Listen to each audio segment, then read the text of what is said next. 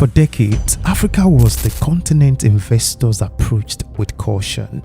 Whenever global executives discussed where to put billions of dollars to work, the conversations almost always ended the same way.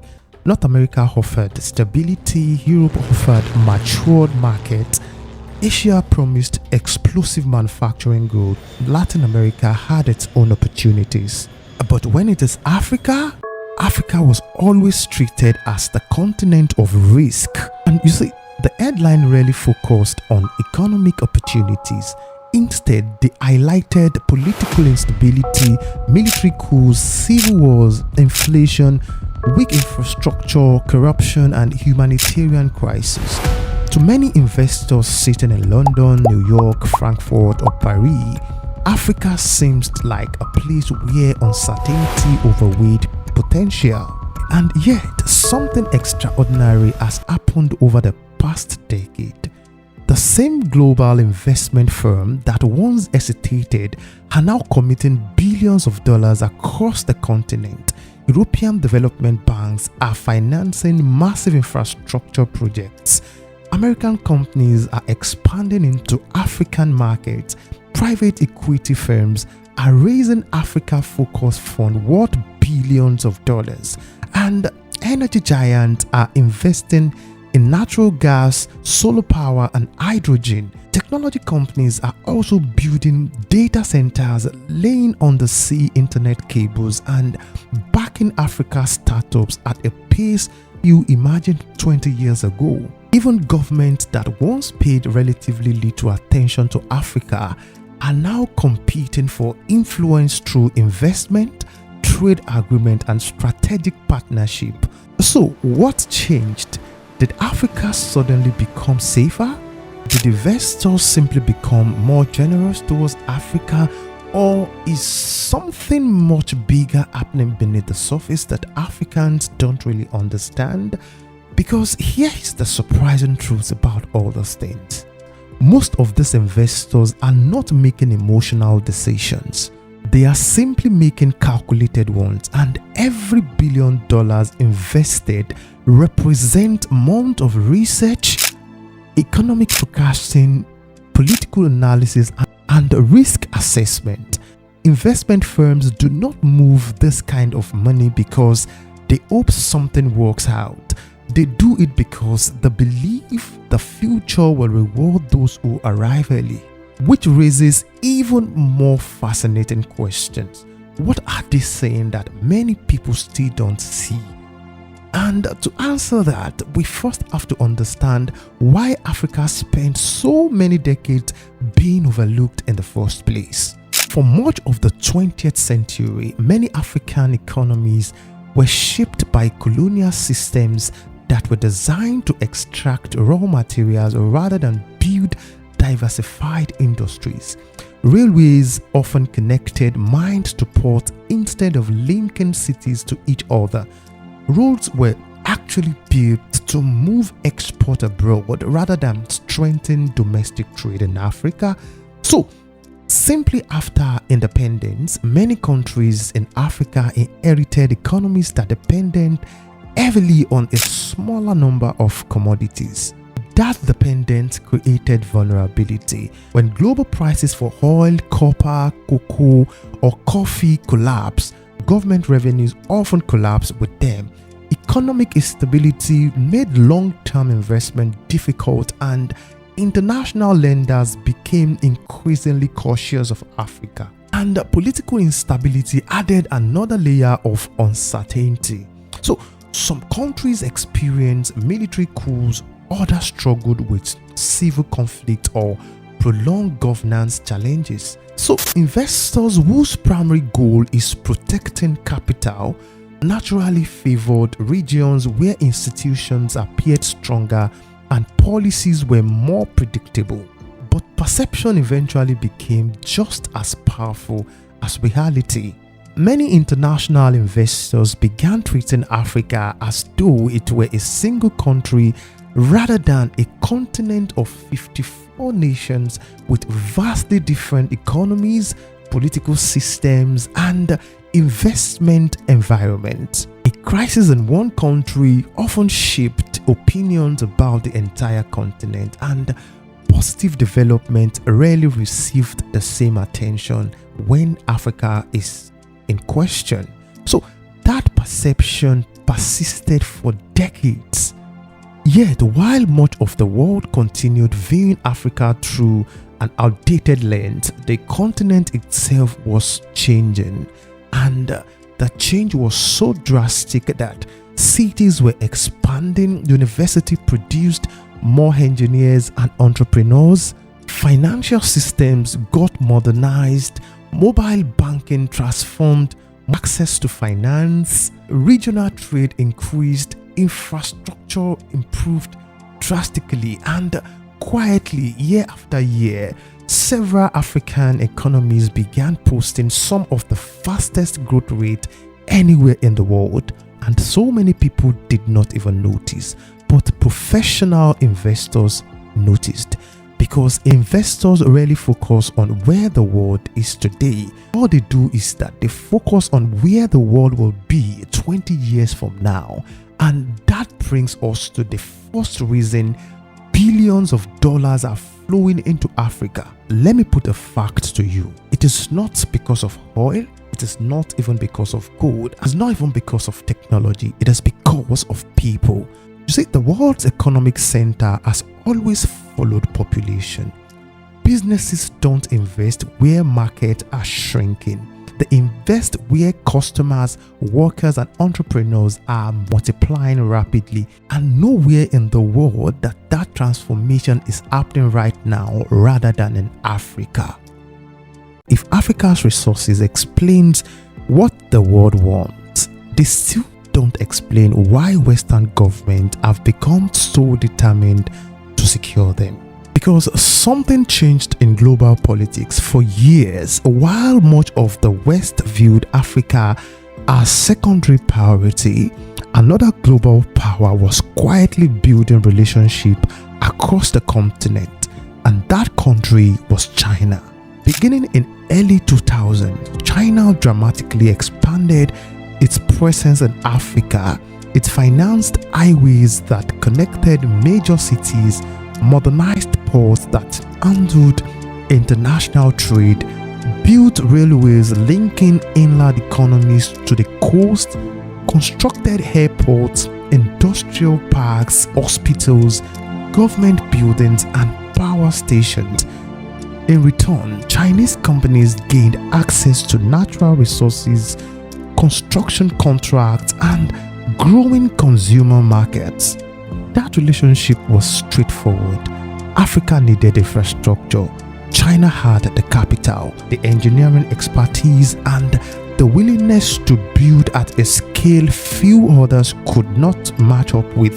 So, within 2 decades, China's economic footprint had expanded across nearly every region in the continent called Africa. So, whether you were traveling through East Africa, Southern Africa, or West Africa, you were likely to encounter roads, bridges, railways, or industrial projects financed or constructed with Chinese involvement. For many African governments, a partnership filled a gap that had existed for decades. Infrastructure had long been one of the continent's biggest obstacles to economic growth. Factories cannot operate efficiently without reliable electricity. Farmers struggle to reach market without good roads. Manufacturers cannot even compete globally if ports are congested or rail networks are underdeveloped. Infrastructure is not simply concrete and steel, it's the foundation of economic productivity. China understood that, and while Western governments often emphasized governance reforms, institutional development, and development assistance, China focused on delivering visible infrastructure projects that many African leaders considered urgent. And that simple act, or let me say, and that approach transformed China's influence in Africa, but it also caught the attention of Washington, Brussels, London, and other Western capitals because influence is rarely permanent. When one major power strengthens its relationship in a strategically important region, others inevitably respond.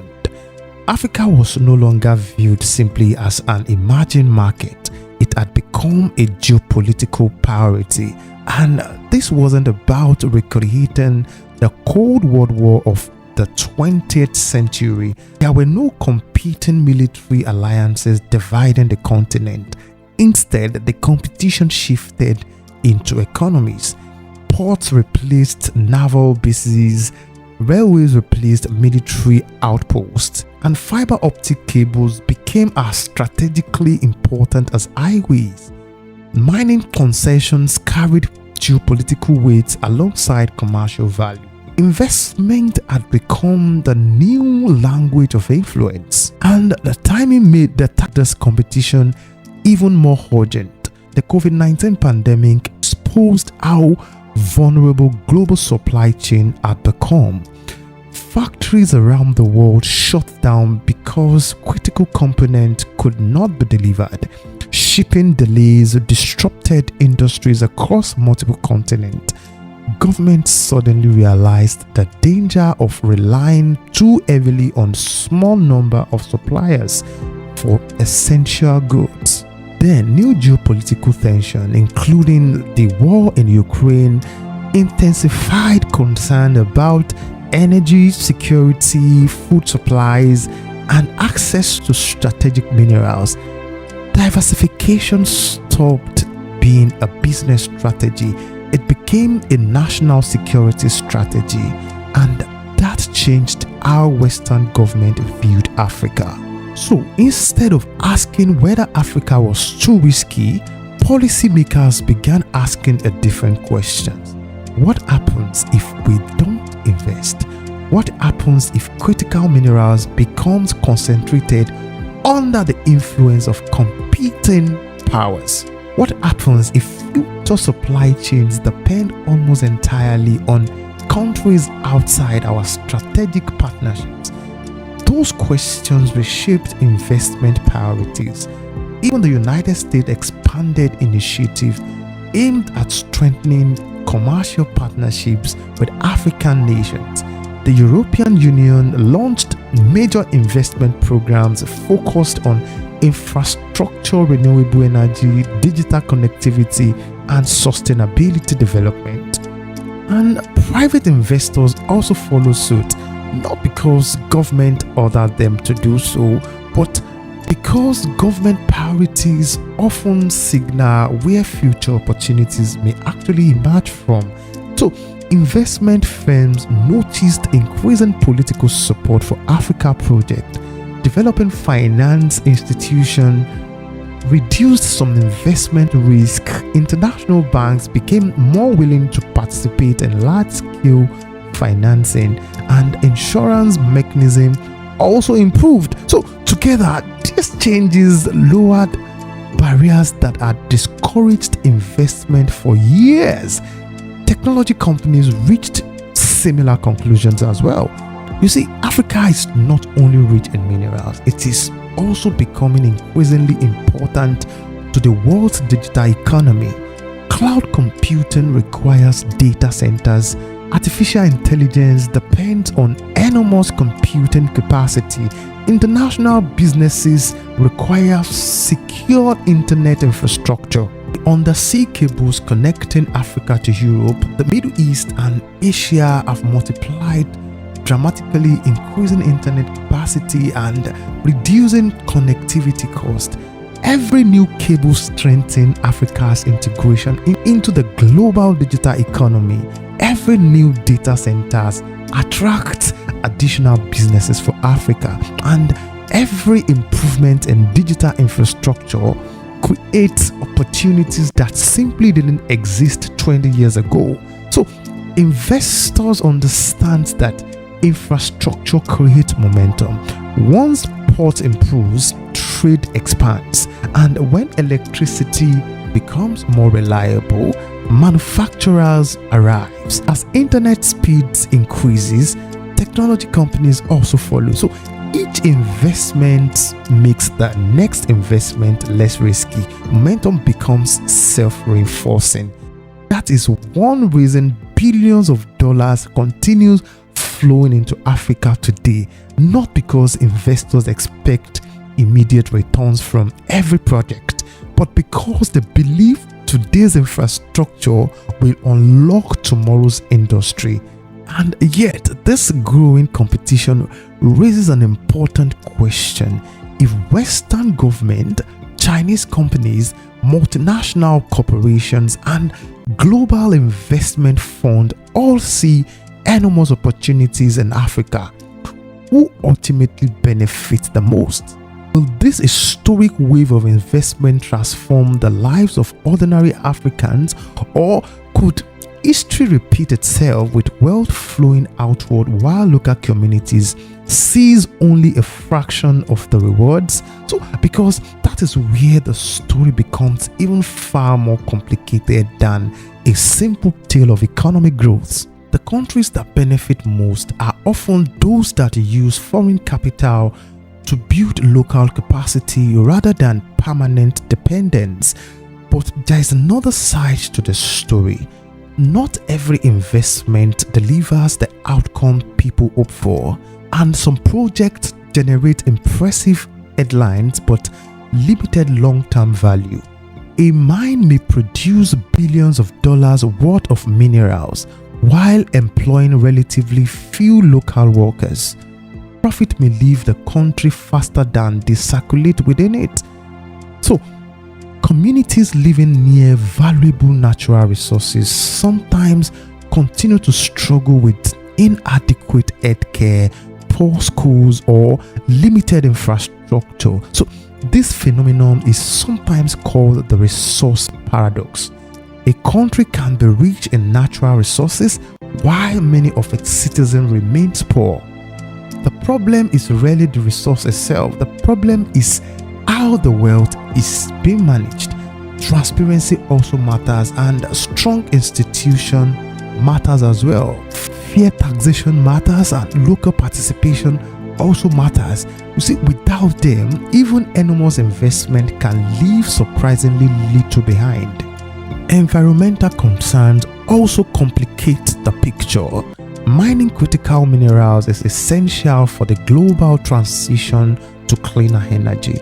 Yet, extracting those minerals can place enormous pressure on land, water resources, and surrounding communities if environmental safeguards are weak. So, ironically, the technologies designed to build a greener future still requires industries that can damage the environment if they are poorly regulated. Balancing economic growth with environmental protection has become one of Africa's biggest policy challenges. There's also the question of debt. You see, large infrastructure projects often requires substantial financing. When those projects generate economic activities, they can strengthen public finances over time. But if revenues fall short, government may struggle to repay loans, placing pressure on national budget for years to come. That is why economists increasingly argue that the quality of investment matters far more than the quantity. You see, a smaller number of productive projects can deliver greater long-term benefits than a larger number of poorly planned ones. And African leaders understand these challenges so well, because across the continent, governments are placing greater emphasis on processing raw materials locally instead of exporting them in their unprocessed form. Rather than shipping raw lithium overseas, the goal is to refine more of it domestically. Rather than exporting raw cocoa bean alone, countries increasingly seek to manufacture chocolate and other finished products. Rather than exporting only crude minerals, government want batteries, electric vehicle components, and industrial products to be manufactured closer to where the resources originates, and you might want to ask why. The simple reason is that the greatest economic value is often created after extraction. So many ways, Africa's next chapter will depend on whether it can climb further up the global value chain, selling raw materials, create income, building industries create wealth. That distinction may determine which countries emerge as the economic leader of the coming decade. And that brings us back to the question I asked at the beginning of this documentary. Why are Western investors pouring billions into Africa? By now, the answer is becoming clearer. They are not investing because Africa needs help. They are investing because Africa has become strategically indispensable. But the biggest story may not be about what the West wants from Africa. It may be about what Africa chooses to become, because for the first time in generations, the continent possesses something few regions have ever enjoyed. The question is no longer whether Africa matters. The question is whether Africa can turn this unprecedented moment into lasting prosperity. You see, if the story ended with rising investment and growing geopolitical interest, the conclusion would be so simple. It means Africa wins, the world invests, and everyone benefits. But history teaches us that economic opportunities does not automatically becomes economic prosperity. That depends on how the opportunities are managed. And this is where this documentary shifts from economic to governance, because foreign investment is neither inherently good nor inherently bad. And like any tool, its impact depends on how it is being used. There are already examples across Africa that demonstrate what successful investment can actually achieve. Modern highways reduce transportation costs for businesses. Reliable electricity allows factories to operate longer and employ more workers. Also, improved port increases export and attracts manufacturers. Digital infrastructures enables entrepreneurs to reach customers who were once beyond their reach. So when investment strengthens productive sectors of the economy, the effect spread far beyond the original project. A single industrial park creates jobs. Those workers spend money locally and small businesses expand. Tax revenue increases, and government, on the other hand, gains more resources to invest in schools, hospitals, and public services. The economists often call this the multiplier effect, and one investment creates many others. Countries like Morocco have used foreign investment to build international automotive industries. Today, vehicles manufactured in Moroccan factories are exported to markets across Europe, the Middle East, and even far beyond. You see, Ethiopia has attracted investment into industrial parks focused on textile and manufacturing, creating employment opportunities while expanding exports. Rwanda also has positioned itself as regional technology and services hub by combining investment with institutional reforms and digital innovation. This example I'm citing demonstrates an important lesson. Investment alone does not create development. Good policies, the countries that benefit most, are often those that use foreign capital to build local capacity rather than permanent dependence. But there is another side to the story. Not every investment delivers the outcome people hope for, and some projects generate impressive headlines but limited long-term value. At the beginning of this documentary, we asked a simple question: why are Western investors suddenly pouring billions of dollars into Africa? By now, the answer is much bigger than a simple reason. It's isn't about the minerals, and it's not even about the young population alone. The world is not investing in Africa because it suddenly became valuable. The world is investing because it finally realized how valuable Africa has always been, and perhaps that's the biggest lesson of all. So for generations, Africa was viewed as a continent waiting to catch up with the rest of the world. Today, the rest of the world is racing to secure a place in Africa's future.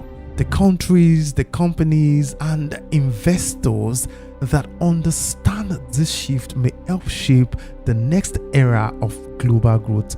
But the nation that stands to gain the most are the African countries that can transform today's investment into tomorrow's industries, today's partnership into lasting prosperity, and today's global attention into sustainable development.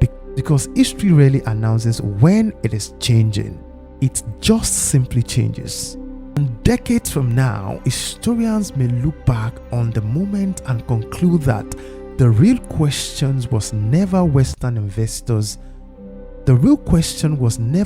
Western investors were pouring billions into Africa. The real question was why the rest of the world took so long to realize that Africa would become one of the defining economic stories of the 21st century.